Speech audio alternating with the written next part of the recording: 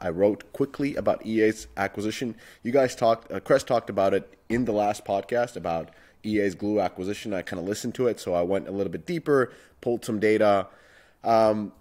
It was pretty interesting because EA showed 68% growth on their bookings for Q3 2022 compared to Q3 21 and Q3 2020. It's kind of weird how they show Q3 because in 22 we haven't gotten. Anyway, and I kind of made a point that this is a little bit misleading, if I can say, because it accounts all the new games that they acquired and they kind of put them into their portfolio and they're showing the growth of the portfolio. So as a whole, their mobile business for sure grew and will keep growing, but it's really based on the addition of these games. So I pulled the data from Sensor Tower and I was looking really at the percentages, comparing kind of Q1 21 to Q1 22, and really saw a quite significant decline across the portfolio. Now, this is typical for all mobile gaming portfolios right now because mobile gaming had such a surge for a couple of years and now the games are going down.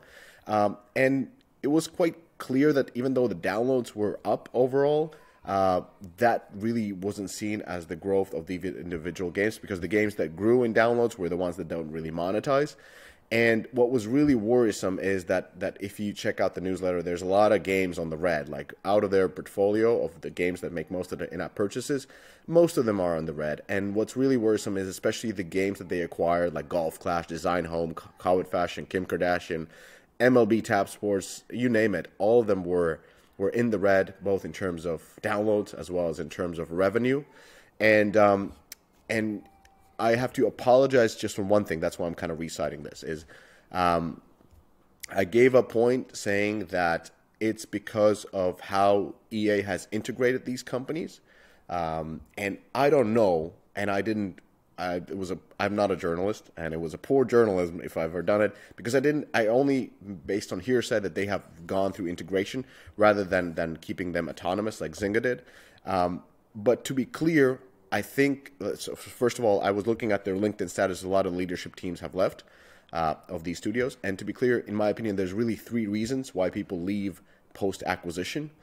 One is the earnout contract is not optimal, and they feel that they can't achieve it. Number 2 is working with the acquirer is not something that they enjoy. And number 3 is they have a strong incentive to start something new. And what I should have wrote is, there's most likely all these 3 elements at play. I don't know which one is the most important, but I think that's the reason why a lot of people have left who were in the leadership positions at Glue as well as Playdemic. But in the end, wish them all the lucks.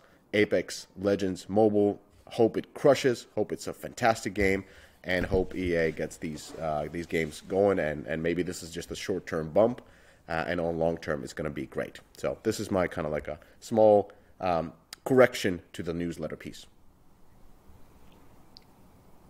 Anybody want to weigh in?